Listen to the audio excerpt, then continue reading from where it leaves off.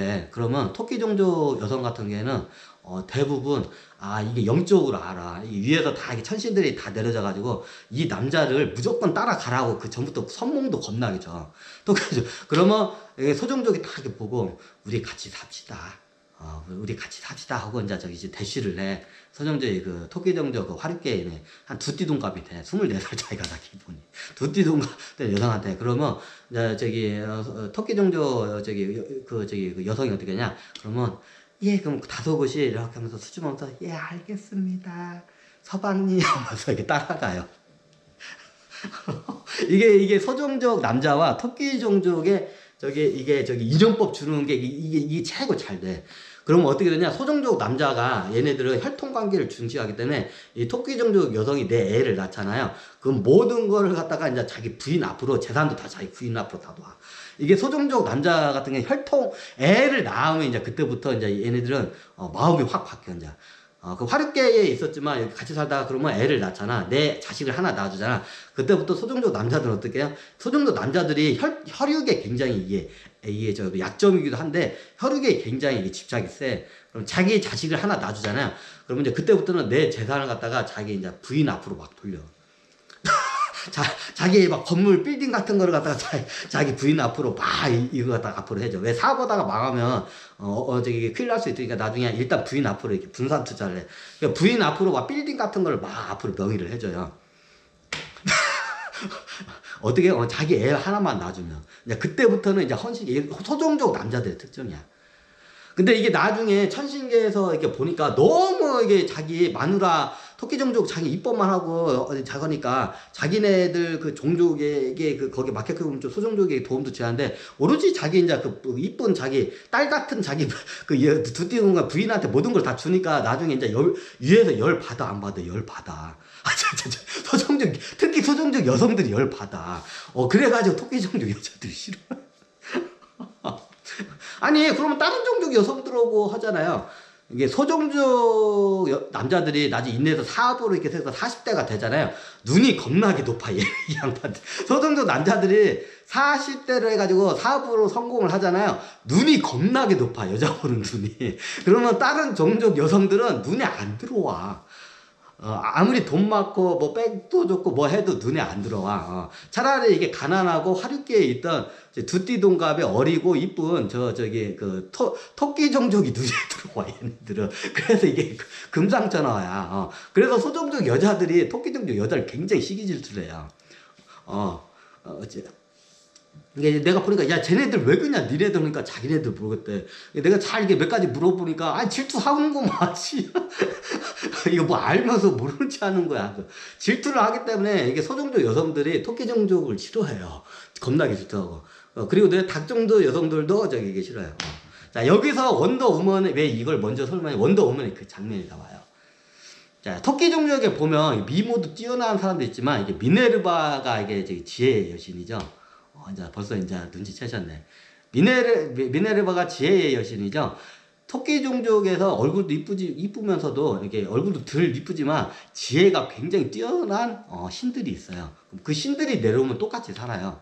그럼 원더우먼의 극상에 나오는 박물관에서 치타인가? 치타라는 양반이 있죠. 이게 토끼 종족에서 나온 지적인 능력이 미네르바 같은 신이에요. 그리스 신앙 나는 지혜의 여신이야. 그래가지고 박물관 이런 고고학 같은 거 연구를 하죠. 지혜의 여신이기 때문에. 그게 이제 여기 극상에 나온 치타야. 토끼 종족이에요. 근데 토끼 종족하고 닭 종족은 어떻다? 앙숙관계다. 그래 나중에 이게 보면 원더우먼은 9차원 존재지만 닭 종족을 대변하기 때문에 나중에 둘이가 부딪혀요. 그 이유가 그예요. 그 치타 이 양반도 속으로는 아닌데 왜 천신계에서 그걸 다 해? 이유가 간단해요. 자 여기 제 강의를 듣고 원더우먼 시리즈 한번 다시 보세요. 원더우먼을 잘 보세요. 자 원더우먼이 이 하계에 내려온 이유가 뭐예요? 저 악마 같은 사탄 같은 저 지종족 애들을 갖다 쟤네들 죽이러 온 거야. 너무 열받으니까. 그 닭종족하고 지종족하고도 앙숙관계예요. 서로 이제 얘는 지종족 용병하고 여기는 여전사기 때문에 지종족은 여자들을 좀 무시를 해요. 힘이 약한 여자를 무시해. 여기 여전사죠. 서로 무시를 해. 그러니까 서로 좀 앙숙관계이기 돼 얘네들이. 네, 동맹관계를 앙숙관계이기도 하기도 하지만 하여튼 그래요. 그러니까 어떻게 냐 얘네들이 앙숙관계니까 서로 닭종족을 갖다가 이거 제압을 해요. 누가? 저기 토끼종족과 저기 쥐종족이 연합을 해서 그럼 거기에 막 저기 악마 같은 애들이 해가지고 막 얘를 갖다 원더우먼을 공격을 하는 게 있어요. 그게 토끼종족은 이제 그게 능력이 떨어지기 때문에 쥐종족을 통해서 그걸 시키는 거야. 이제 이해가 되시나요? 그러면 이제 영화가 좀 약간 보이기 시작할 거예요. 약간 너무 비틀어나가지고 제 강의를 여러 번 들어야 이제 이해가 될 것 같아. 자, 그래요. 그러면 어떻게 닭종족이 있고 이제 저기 쥐종족이 얘를 갖다가 이제 이렇게 막 저기 이제 공격을 해. 그럼 얘를 갖다가 거기에서 막 저기 패왕색 패기를 막 쓰면서 쥐종족들 다 죽이고 다녀요. 극상에 나오죠. 2차 대전을 저기 배경으로 해서. 그러면서 첼 우두머리 그 악마 사탄을 해가지고 끝내 죽여버리죠. 근데 쥐종족하고 토끼종족은 동맹관계. 토끼종족의 힘을 뺏어간 거예요, 결론적으로는. 그러니까 이게 자기 쥐종족, 저기 닭종족 입장에서 이 양반이 9차원 존재가 내려와서 편협적으로 닭종족의 편을 든 거야. 이게 원더우먼이에요. 그 나중에 어떻게 되냐고요? 이제 9차원 존재가 몇 번 이제 경고를 하다가 나중에 어떻게 되냐? 이제 초인적인 능력을 쓰는 거야, 이제 9차원 존재니까. 그럼 여기에서 힘의 균형에 여기서 간섭을 하면 안 돼, 9차원 존재 함부로. 그리고 최고 이게 중요한 거냐면, 천신계 어느 종족의 편을 들면 안 돼. 중립적이어야 돼, 9차원 존재는 무조건. 근데 이게 지금 닭종족이 완전히 편이 돼서 그쪽에 앞장서가지고 지금 토끼종족과 쥐종족 갖다가 지금 어떻게 다 지금 학살을 하고 다 가고 있는 상황이야.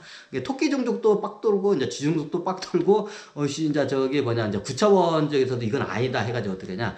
나중에 극상에는 이제 원더우먼을 좀 미화하기 위해서 나오는데, 나중에는 어떻게 되냐. 이 양반을 갖다가 어떻게 되냐. 참다 보다 9차원에서 어떻게 되냐. 강제 소환을 해요.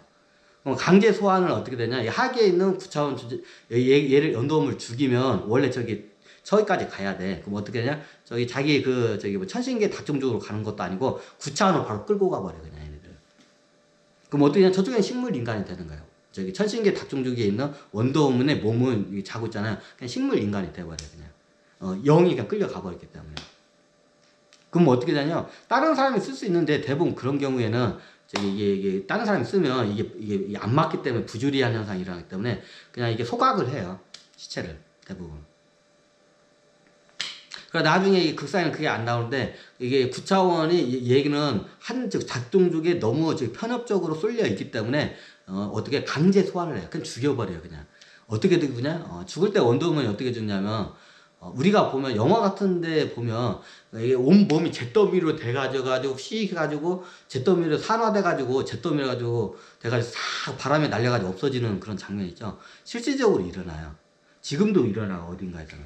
굉장히 이게 초자의 현상이라고 다큐멘터리 몇 번 나오는데 실질적으로 일어나요. 이 같은 경우는 굉장히 큰 죄를 지었을 때 이게 우주가 심판하는 방법 중에 하나예요. 죽이는 방법 중에 전쟁터에 끌려가서 그걸 고통을 받으면서 죽이는 방법이 있고 9차원 존재가 아니면 뭐 거지가 돼가지고 이게 매일마다 배고픔에 시달리다가 그걸 해가지고 죽이는 경우도 있고 여러 경우가 있는데 이제 이거 같은 굉장히 특수한 케이스인데 굉장히 어떻게 보면 우주의 메시지를 전하기 위해서 주변사도 보내서 이 사람 죽일 때 어떻게 해요? 산화를 시켜버려요.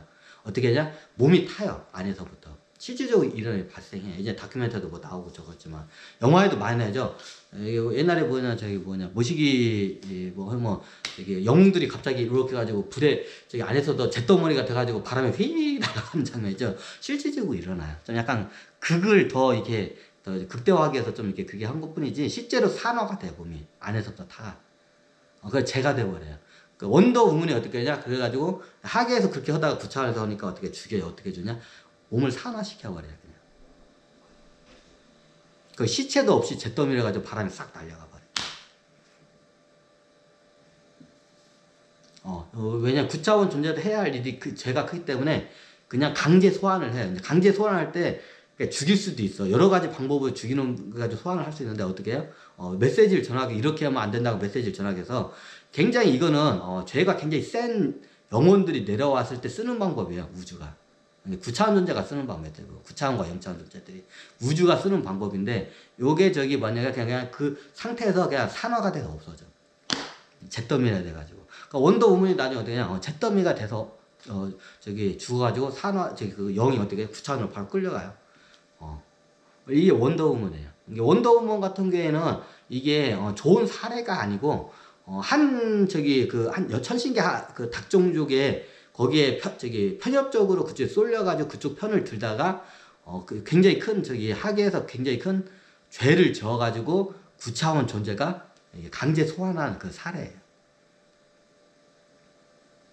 이게 원더우먼 하면 우리 나도 저렇게 살아야지. 근데 저렇게 살면 뒤져요. 강제 소환 당해. 자, 오늘은 이제 원더우먼을 보면서 한번 이게 강의를 했습니다. 자, 원더우먼 한번 마지막 잠깐만, 음악을 한번 들으면서 뮤직비디오를 들으면서 한번 끝낼까요?